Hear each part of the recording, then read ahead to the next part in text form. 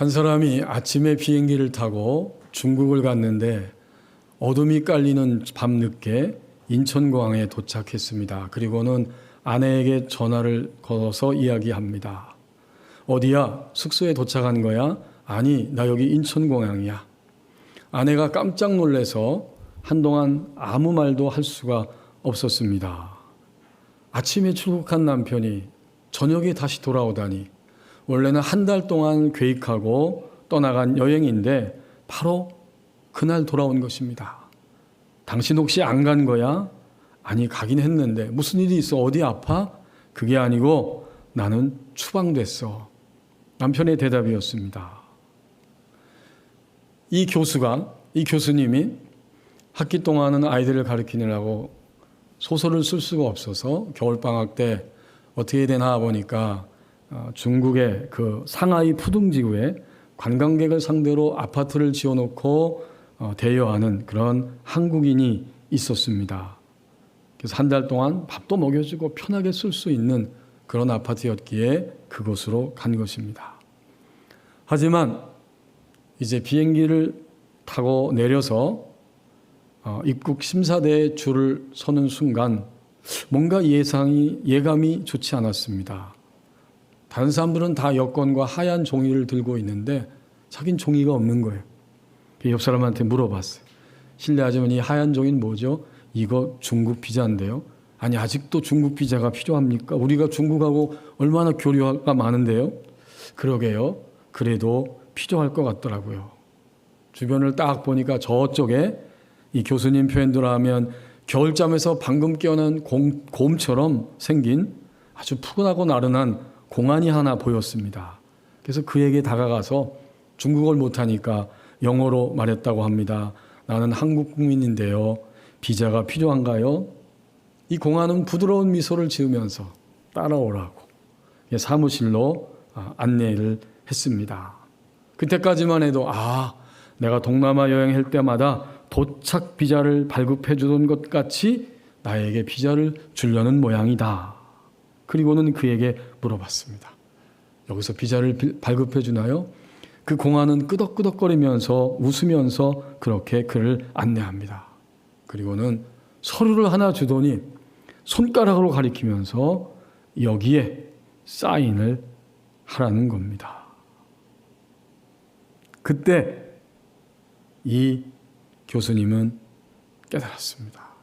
이제 공안이 그 중국 동방항공 티켓 데스크로 데려갔습니다. 그래서 물어봤어요. 내가 왜 여기서 추방당해야 합니까? 그랬더니 그 서류에 사인한 걸 가리키는데 한자를 잘 모르지만 대충 그런 뜻이었습니다. 내가 중화인민공화국 법률을 위반하였음을 인정하고 즉각적인 추방에 동의한다. 이러한 내용이었어요. 여행의 이유라고 하는 책을 쓴 김영하 작가, 그분의 실제적인 경험이었습니다. 한 달을 계획하고 숙박비와 모든 걸 다 보냈지만 아무것도 돌려받지 못하고 하루로 그의 여행이 끝나고 만 것입니다. 오늘 우리에게 주신 아가서 1장 8절 말씀을 보십시오. 태어나는 순간 안내를 받는 여행객입니다. 8절에 여인 중에 어여쁜 자야 내가 알지 못하겠거든. 이 한 여인이 알질 못합니다.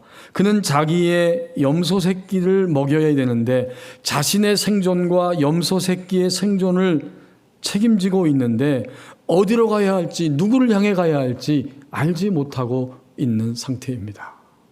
결국 이 어여쁜 자야, 이 여성은 이 아가서 6장 13절에 이름이 나오죠. 술람미입니다.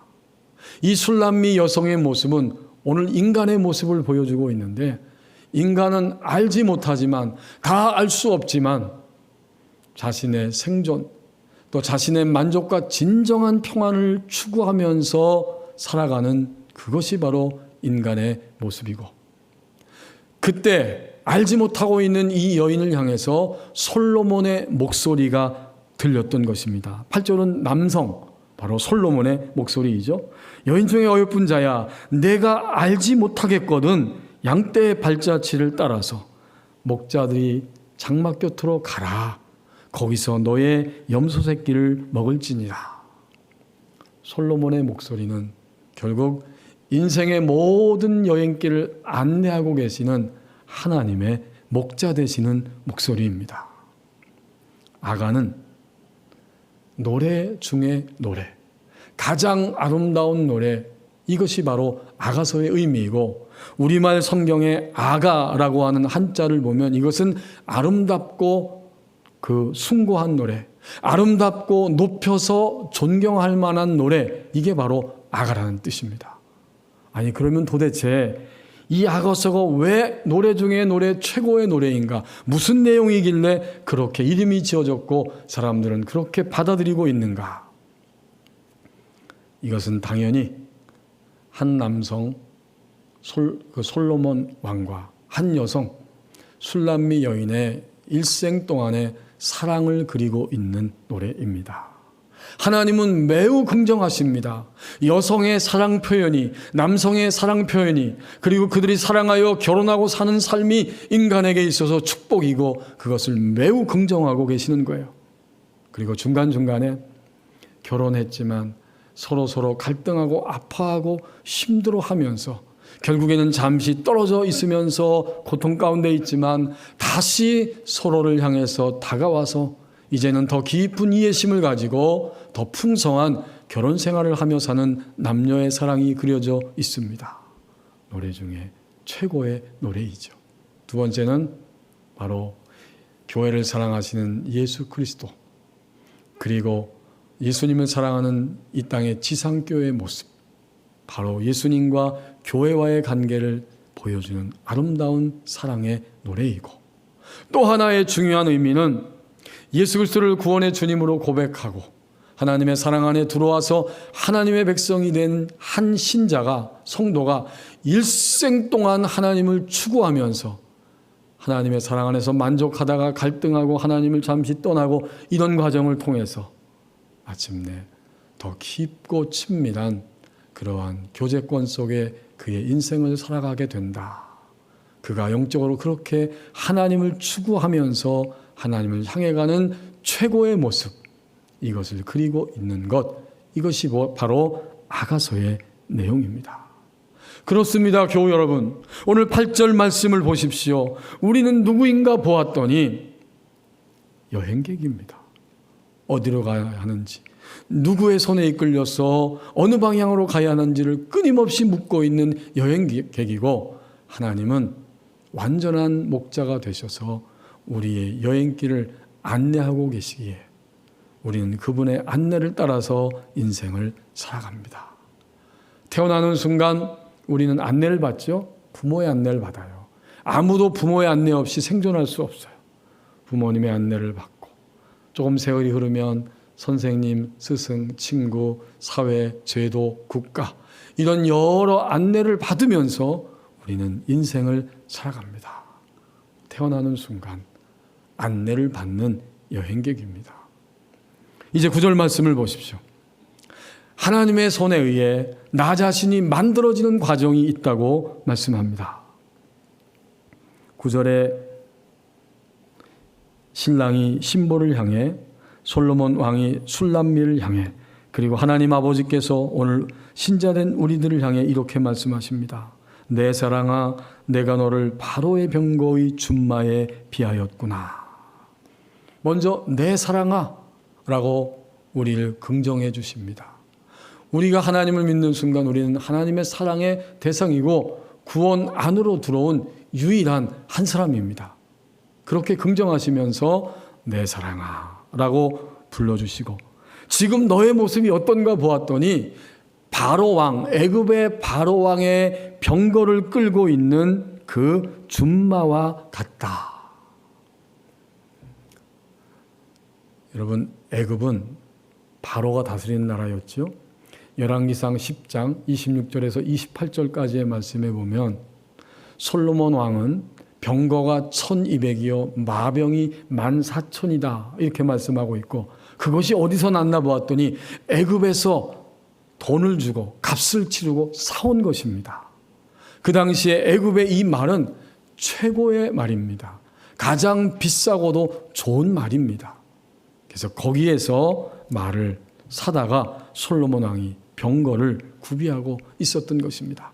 이제 그런 말씀을 기억하면서 오늘 9절 말씀을 보면 내 사랑아 라고 술람미 여인을 향해서 내가 너를 바로의 병거의 준마에 비하였다.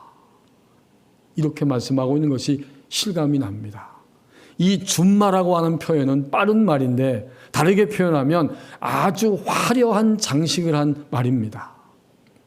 화려한 장식을 하고 빠르게 달리고 있는 말. 이것이 바로 바로의 병거의 말들이었고 오늘 술람미 여인은 지금 그런 상태에 있다라고 말하고 있습니다. 하나님이 우리를 내 사랑아라고 불러주시고 이제는 우리의 현재의 삶을 점검해야 한다고 깨우쳐 주십니다. 너는 누구인가?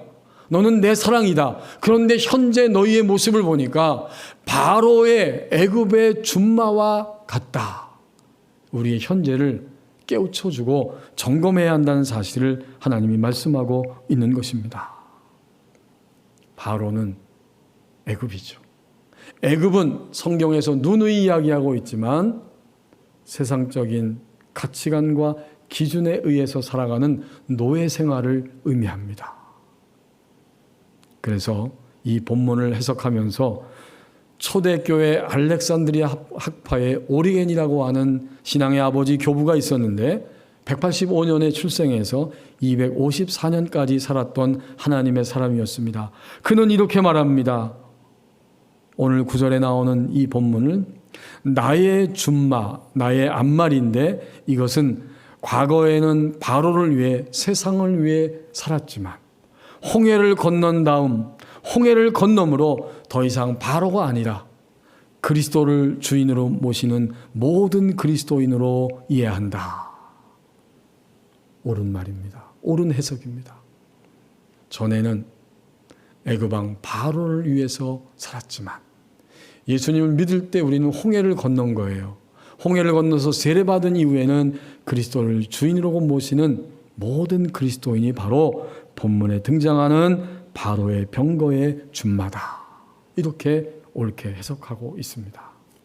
그런데 오늘 우리는 21세기를 살아가죠. 하나님의 말씀은 시간이 가면서 더 많은 계시 속에서 드러냄 속에서 우리에게 깨닫게 하십니다. 오늘 우리는 그 말씀을 긍정하면서 또다시 한 가지의 중요한 사실을 이 9절 말씀을 통해서 알아야만 하고 알게 됩니다. 이것은 현재 너의 모습 속에서 애굽에서 빠져나왔지만 그럼에도 불구하고 여전히 애굽적인 사고방식과 습관을 가지고 바로의 병거의 준마처럼 너는 살아가고 있다. 애석하게도 오늘 우리의 현재가 이렇게 점검이 되는 거예요. 하나님이 오늘 이 본문을 통해서 우리를 점검해 주시고 깨우쳐 주시기를 원하십니다. 우린 애굽에서 나왔어요. 그러나 아직도 우리는 누구를 위하여 달리고 누구와 함께 우리의 인생을 질주하고 있는가 보았더니 바로의 병거의 준마에 속해서 애굽적인 가치관, 애굽적인 사고방식을 가지고 우리의 인생을 살아가고 있습니다. 특정한 부분에 있어서는 아직까지는 우리는 하나님의 기준을 인정하지 않고 따라가지 않고 그 기준을 향해 쉽게 달려가지를 못합니다. 우리 다 각자 그런 부분이 있어요. 그것은 나의 직업이고 나의 건강이고 나의 물질이고 나의 미래이고 나의 사람들과의 관계입니다. 이 모든 구석구석에서 아직은 애굽의 가치관과 습관을 가지고 우리는 살아가고 있다고 이 시간 하나님 우리에게 보여주십니다. 그러한 것, 그 부분에 있어서는 우리는 여전히 준마처럼 빠르게 달려갑니다. 빠르게 달려가고 아주 즉시로 달려가고 습관적으로 달려가고 있습니다. 그런 거로 9절 말씀은 과거적으로는 초대의 교부였던 오리겐의 해석이 분명히 맞지만 오늘 현재적으로 우리를 점검할 때 여전히 너는 바로의 병거의 준마에 속하여서 살아가고 있다라고 하나님이 우리를 점검해 주십니다. 그러나 오늘 예배하는 이 자리에서 우리는 여전히 소망을 가질 수 있고 소망의 시간입니다. 하나님이 우리를 개인적으로 다 각자 불러주시는데 뭐라고 부르고 있어요? 하나님의 첫 마디는 내 사랑아입니다. 여전히 우리를 사랑하고 하나님의 사랑 가운데 우리를 두고 계십니다. 이제는 하나님의 이 사랑에 응답하는 것은 그 결단은 나의 책임입니다. 하나님이 손을 내밀고 아직도 특정 부분에 있어서 애급적으로 그렇게 빠르게 습관적으로 즉시로 달려가고 있는데 그것을 놓고 하나님의 사랑 안으로 들어와서 결단하라고 요구하십니다. 이것은 나의 책임이에요. 하나님은 우리가 어떤 외모, 어떤 지식, 어떤 물질을 가졌나를 보시기 이전에 예수 그리스도를 믿는 믿음 때문에 우리를 내 사랑이라고 불러주십니다. 그러면 우리도 하나님을 향해 손을 내밀고 이제는 그 부분에 있어서도 하나님을 붙잡아야 합니다. 교회 여러분, 자석과 나무는 통할 수 없습니다. 자석은 쇠붙이와 통하게 되어 있습니다. 내가 여전히 그렇게 붙잡고 있는 철저한 나의 생각들, 그것들을 주님 앞에서 가만히 잠시 접어두고 이제는 하나님의 요구하심을 따라 하나님의 사랑과 기준을 따라서 우리가 나아갈 때 드디어 우리의 마음은 하나님의 사랑으로, 하나님의 지혜로, 하나님의 공급으로 점점 채워지기 시작합니다. 그때 우리의 속사람, 우리의 영은 하나님의 평안과 공급으로 만족하면서 드디어 하나님의 사람으로 만들어지게 되는 것입니다.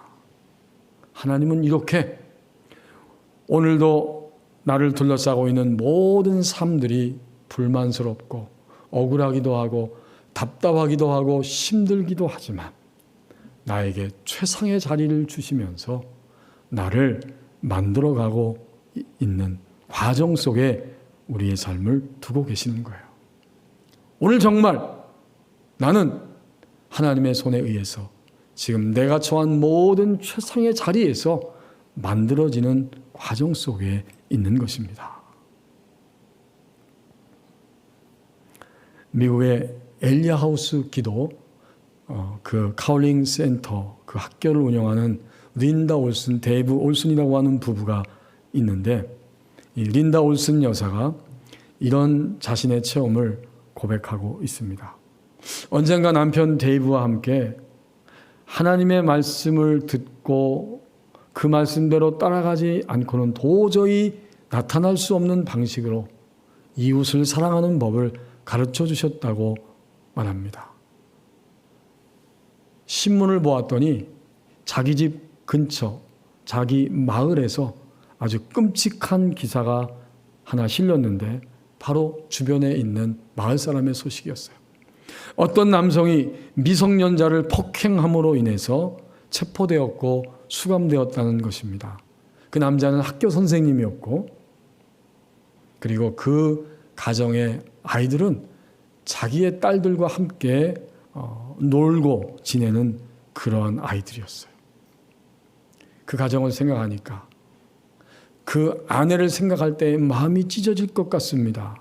그 아내를 잘 모릅니다. 교제하지 않았기 때문에. 다만 마음이 너무 아파서 그렇게 풍비박산된 가정을 어떻게 내가 도울 수 있을 것인가.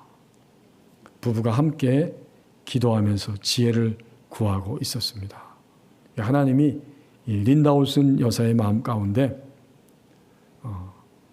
오븐에 막 구운 그 사과 파이를 보여주시면서 이 사과 파이를 그에게 가져다 주라는 감동을 주셨어요. 기쁜 마음으로 그래, 이것을 내가 실천해야겠다. 그리고 파이를 막 구우면서 우리 집에서 가장 좋은 그 유리 접시에 파이를 담아가야 한다라고 하는 생각을 하나님이 또 주셨다는 거예요. 파이를 막 굽고 있는데 가장 좋은 유리 접시에 그 파이를 담아가라. 자꾸 그것이 느껴지는 거예요. 그때 린다우슨 여사는 이것은 말도 안 되는 생각이다.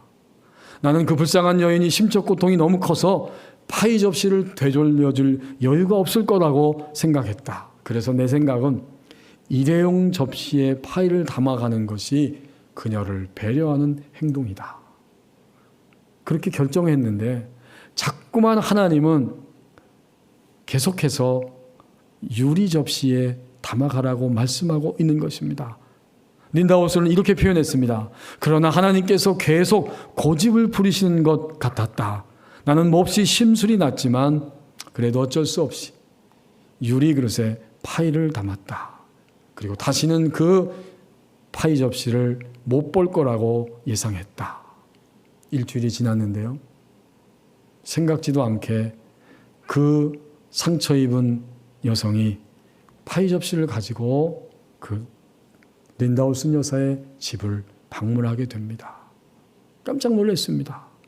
그리고 그 파이 덕택에 우리는 그녀를 초대해서 여러 시간 대화를 나눌 수 있게 되었고 그녀와 함께 기도하면서 멋진 하나님의 사랑을 알 수 있는 기회를 갖게 되었다. 마지막으로 이렇게 고백하고 있습니다. 하나님께서는 정말 하실 일을 정확히 아시는 분이셨다. 저는 이 이야기를 읽으면서 하나님은 얼마나 정확하고 세밀하신지 가장 최상의 자리에 우리를 두시면서 하나님의 손에 의해서 나 자신을 만들어 가고 있다는 사실을 깨닫게 되었습니다. 저도 오늘 아침에 어떤 상황이 벌어졌는데 제가 허둥지둥 되는 거, 이것을 하나님께서 알게 하셨습니다. 저는 정말 상황이 딱 닥쳤을 때 그것만 쳐다보고 허둥지둥 할 때가 참 많습니다. 그 외의 것들을 더 넓게 봐야 되는데 바쁘니까 한 가지 생각하면 몰려가지고 그렇게 허둥지둥 되는 저의 모습을 하나님이 보게 하셨습니다. 우리 모두가 다 내 사랑아, 너는 바로의 준마와 같다. 애굽에서 나왔지만 여전히 애굽적인 사고방식과 언어와 습관을 가지고 빠르게 달려가고 있다고 하나님 이 아침에 우리를 점검하시고 깨우쳐 주십니다. 하나님의 손 안에서 나 자신이 만들어지는 과정이 있다고 말씀합니다. 10절 말씀을 보십시오. 예수님의 모습으로 회복됨이 가장 복된 인생이라고 말씀합니다. 이제 이 남성 솔로몬은 자신의 연인 바로 술람미 여인을 향해서 주목하고 있는데 내 두 뺨은 따은 머리털로 내 목은 구슬꿰미로 아름답구나. 뺨과 목 부분에 집중하고 있습니다. 먼저 두 뺨입니다. 그 뺨에는 따은 머리털로 장식되어 있습니다. 여기 이 따은 머리털은 실제로 이렇게 흘러내린 머리털이 아니고 이 본래적인 의미는 그 귀걸이를 의미합니다. 고대 이집트 여성들이 귀걸이를 했는데 작은 게 아니고 링같이 큰 귀걸이이고 그 가운데가 비어있는 그런 귀걸이가 아니라 마치 커다란 꽃잎을 이 양쪽 귀에 걸어서 요 뺨까지 가리고 있는 바로 그 아름다운 귀걸이가 바로 이 두 뺨에 있는 따은 머리털로 할 때의 그 의미입니다. 의미가 분명합니다. 이것은 그 당시에 고대 그 여성들이 자신의 귀걸이로 장식했는데 그 귀걸이가 얼마나 아름다운지 두 뺨에 이렇게 드리워져 있는 그 모습입니다. 여러분, 뺨은 사람을 금방 알아보고 반응하게 합니다. 뺨을 통해서 사람들은 아름다움과 추함을 금방 알아봅니다. 물론 우리 이목구비를 전체로 보지만 딱 그를 보면서 이 뺨이 있기 때문에 그 사람을 알아보게 되는 거죠. 즉시로 알아볼 수 있습니다. 그리고 이 목을 보니까 이 목에는 구슬을 하나씩 꿰어서 결국 목걸이로 만들고 목걸이를 하고 있다는 의미이죠. 술람미 여성은 아름다운 귀걸이와 아름다운 목걸이로 장식된 여인이었습니다. 그리고 이 목의 의미는 무엇인가 보았더니, 여러분, 목에 목걸이가 걸려져 있다는 것은 더 이상 이 목은 자신의 반항과 고집을 앞세우는 이런 뻣뻣한 곧은 목이 아니고 부드러워진 목이라고 하는 사실을 목걸이를 통해서 보여주고 있는 것입니다. 하나님이 출애굽기 33장 3절에서 광야길을 걸어가고 가나안을 향해 가야 할 이스라엘 백성들에게 이 말씀을 하셨어요. 나는 다시는 너희와 함께 올라가지 않을 것이다. 너희는 목이 곧은 백성이로다. 그런데 오늘 본문 10절에 보면 민자 목이 아니고 그 목은 더 이상 반항심이 있는 것이 아니고 목걸이로 장식되어 있는 온유한 부드러운 상태임을 우리에게 보여주고 있습니다. 이것이 바로 10절의 의미인데, 우리는 이 10절 말씀을 읽으면서 금방 알 수 있습니다. 두 뺨이 아름다우신 분, 그리고 언제나 온유하신 분, 그분은 누구일까요? 예수 그리스도이십니다. 인간으로 오셔서 인간됨이 무엇인지 알고 그것을 보여주시면서 자신의 인생길을 살아가셨던 예수 그리스도, 바로 예수님의 모습을 생생하게 이 10절 말씀을 통해서 술람미 여인의 장식된 모습을 통해서 보여주고 있습니다. 그렇습니다. 우리 주님은 아름답게 이 두 뺨에 장식을 하고 귀걸이를 하셨고 목에는 목걸이로 장식된 이런 상태에서 자신의 인생을 살아가셨어요. 그게 뭘까요? 먼저 두 뺨을 생각해 보십시다. 이것은 너무나 아름다운 것인데, 우리 주님의 아름다움은 하나님 앞에 언제나 즉시로 순종하시는 것이었습니다. 주님은 가장 유일하고 단순하면서도 온전한 생명의 길을 알고 살아가셨는데 하나님께 순종하심입니다. 이것이 두 뺨과 같아요. 예수님 하면 아름다운 것을 금방 알 수 있는데, 그분은 언제나 하나님의 길을 추구하고 하나님께 묻고 하나님이 말씀하시는 대로 순종하며 그의 인생을 살아가셨습니다. 그래서 아름다운 거예요. 또 이 주님의 목걸이는 무엇인가 보았더니 그분의 온유하심입니다. 주님은 언제나 부드러우셨어요. 하지만 우리는 이 온유를 잘 생각해야 됩니다. 이 온유는 그냥 단순히 부드러운 것이 아니라 진정한 이 온유야말로 가장 모든 것들을 대처하는 힘 자체이고 힘으로 역사합니다. 온유함은 모든 것들을 감당하는 능력 자체이고 능력이 되어집니다. 우리가 겉으로 온유할 수 있지만 이것은 겉의 온유함이 아니에요. 이 온유함은 속에 입혀진 온유함인데 절대로 점점 자신의 마음이 어떤 경우에도 상하지 않으면서도 하나님의 길을 선택하며 갈 수 있는 능력, 이것이 바로 속에 입혀진 우리 예수님의 온유함입니다. 주님은 얼마나 억울하셨어요? 주님은 얼마나 그 억울한 일을 많이 당하셨어요. 심지어는 3년 동안 함께 동행했던 제자들조차도 결정적인 순간에 주님을 향해 등을 돌렸습니다. 육체적인 질병을 치유받았음에도 불구하고 주님을 따라가지 않는 사람들이 있습니다. 오히려 그 치유를 거부하는 자들도 있었습니다. 그 모든 것들을 대처하실 때에도 주님은 온유하셨어요. 다시 말하면 온유는 무엇인가 보았더니 온유는 예할 것은 예하고 아니요 할 것은 아니요 할 수 있는 능력이 바로 온유입니다. 예수님은 예와 아니요를 분명히 하셨어요. 다만 우리처럼 속은 몹시 쓰리고 상하지만은 겉에 온유함으로 말하신 것이 아니라 우리 주님은 정말 장식이 되셔서 뺨에 장식이 되시고 목에 장식이 되셔서 속이 상하지 않으시면서도 예스와 노를 분명히 하실 수 있는 바로 그 온유함을 가지고 인생을 걸어가셨습니다. 여러분, 오늘의 시대는 장식의 시대죠. 남성들이 미장원에 가는 거, 피부샵에 가서 이 피부를 아름답게 하는 거 전혀 이상하지 않습니다. 모든 남성들도 모든 여성들도 다 치장하며 갑니다. 어떠세요? 굉장히 민감합니다. 목걸이를 누가 했어요. 또 귀걸이도 했어요. 그 모습을 보면서 두 가지로 이야기하죠. 정말 저 여성은, 저 남성은 참 아름답다, 멋있다, 저 장식이. 하지만 반면에 그 고가의 귀걸이와 목걸이를 했음에도 불구하고 저분은, 저 여성은, 저 남성은 왜 저렇게 부조하지? 전혀 어울리지가 않네. 그렇게 수근수근 하면서 우리는 살아갑니다. 그런데 예수님은 모든 것이 이렇게 아름답고 장식이 되셨어요. 너무나 아름답습니다. 그것은 우리 예수님이 절대적으로 하나님 앞에 순종하심 때문에, 그리고 그 모습은 언제나 예수와 너를 분명히 하면서 그렇게 살아가는 온유함의 능력 때문에 아름다운 것입니다.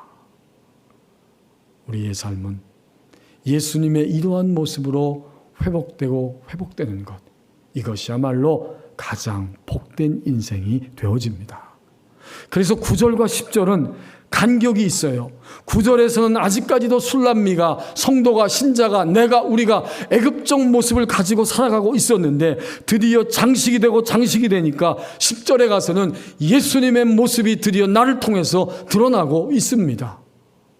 이것은 신앙의 간격이 그만큼 있는 장면이에요. 제가 얼마 전에 설교 말씀을 들으면서 서울 세문안교회 목사님 설교를 듣다가 그 교회 은퇴 장로님의 이야기하는 것을 간증을 들은 적이 있습니다. 은퇴 장로님 한 분이 이제 병원에 그 지병 때문에 입원하셨는데 진료를 하면서 시간이 가니까 한 번은 의사가 와서 이렇게 말하더랍니다. 혈관이 막혀서 더 이상 약물을 써도 아무 소용이 없습니다. 사망 선고와 같은 이야기를 듣게 된 거예요. 그래서 장로님이 곰곰이 생각해 보니까 내가 사명도 다 했고 살 만큼 살았구나. 알겠습니다. 그렇게 대답하고는 이제 그날 이후로 자기 스스로 이제 천국 갈 때가 됐다 하면서 곡기를 바로 끊어버렸습니다. 그냥 굶는 거예요. 그리고 있는데 그 병실에 마침 저 강원도에서 올라온 장로님 한 분이 입원하고 있었습니다. 어느 날 이 강원도 장로님이 이 세문안교회 은퇴 장로님에게 안수기도를 해달라는 거예요. 매일같이 졸르는 거예요. 장로님 나 안수기도 해주세요. 그래서 이 세문안교회 은퇴 장로님이 장로님 이거 보세요. 나도 이제 얼마 안 남아서 오늘 내일 하는데 그리고 장로가 무슨 장로한테 안수기도를 합니까? 나도 얼마 안 남았어요. 목사님한테 안수기도 받으셔야죠. 그랬더니 대뜸 하는 말이 장로님 그래도 서울교회 장로님이 시골교회 장로님보다 영적으로 더 센 거 아닙니까? 이러면서 계속 기도해 달라는 거예요. 그 말을 들으면서 내가 안 되겠다. 저 장로님 저 요구를 뿌리치면 편히 세상을 떠날 수가 없겠다. 마음에 남겠다 싶어서 엉금엉금 기어가서 그분에게 가서 그냥 안수기도를 했습니다. 그런데 그 안수기도 때문인지는 몰라도 그분 표현이 그거예요. 그 강원도 장로님이 점점 회복이 되는 겁니다. 이 은퇴 장로님, 서울교회 장로님이 그 모습을 보면서 충격을 받았어요. 너무나 놀랐어요. 그렇구나. 내가 아직 하나님 앞에 가기 전에 사명이 있구나. 나 다시 살아야겠구나. 하나님이 나에게 다시 살라고 이렇게 말씀하고 계시는구나. 부인 권사님에게 전화를 해서 빨리 의사 선생님 좀 이리 오라고. 의사 선생님이 왔어요. 그리고 와서 다시 진단해 보니까 혈관이 막혀 있었는데 뚫어졌더랍니다. 이제 그날 이후로 밥을 드시고 약물을 투여하고 이러면서 회복되어서 퇴원을 했습니다. 그 이야기를 담임 목사님에게 들려줬던 것입니다. 이제 이 장로님은 교회를 위해, 담임 목사님을 위해, 교회 모든 성도들을 위해서 기도하시고 기도하시다가 그 수를 다 누리고 그렇게 천국에 가셨답니다. 그 장면을 보면서 함께 살았던 가족들이 얼마나 눈물을 흘리며 은혜를 받았는지. 그 장로님은, 은퇴 장로님은 인생의 마지막 순간과 시즌을 살면서 정말 예수님의 모습, 그 모습 한 부분으로 그만큼 회복되고 하나님의 품에 안겼습니다. 그렇습니다. 예수님의 모습으로 회복됨이 가장 복된 인생이라고 말씀합니다. 제가 어제 설교 준비를 다 마치고 6시 반쯤에 집에 가기 전에 교회를 한번 휙 둘러보는데 우리 사교구 교우 성도님들께서 이번 달 청소하시는데 저 식당 부엌에 가봤더니 음식 쓰레기 봉투가 있는데 그 큰 쓰레기 봉투에 아마도 제가 추측하기로는 김치 같아요. 그 한 3무대기쯤 잘 싸서 거기다 쌓아놓으셨더라고요. 아깝지만 우리가 대면 예배 못하고 함께 식사도 못하니까 저 음식이 다 이제는 필요 없다 해서 그것을 거기에 그렇게 잘 처리하려고 두신 겁니다. 그 쓰레기 봉투에 쌓여서 처리된 음식을 볼 때 금방 깨닫게 됩니다. 우리는 하나님을 믿으면서 버림으로만 얻을 수가 있습니다. 버려야만 얻을 수가 있는 것이 신앙의 법칙입니다. 태어나면서 그 순간부터 우리의 목자이신 하나님의 안내를 받는 여행객이고 하나님의 손에 의해서 나는 매일매일 만들어지는 그러한 과정이 있습니다. 버리고 버렸더니 예수님의 모습으로 회복이 됩니다. 이렇게 하나님을 향해 가는 것, 이것이 인생의 전부입니다. 기도하시겠습니다. 우리 함께 1분 동안만 합심해서 기도하십시다. 주님, 지금까지 태어나서 하나님의 안내를 받고 여기까지 왔어. 그러나 나는 하나님의 손에 의해서 지금도 만들어지고 있습니다. 하나님의 손을 붙잡기를 원합니다. 예수님의 아름다운 모습, 실제의 모습으로 회복되는 복된 인생 되기를 원합니다. 우리 함께 기도하겠습니다.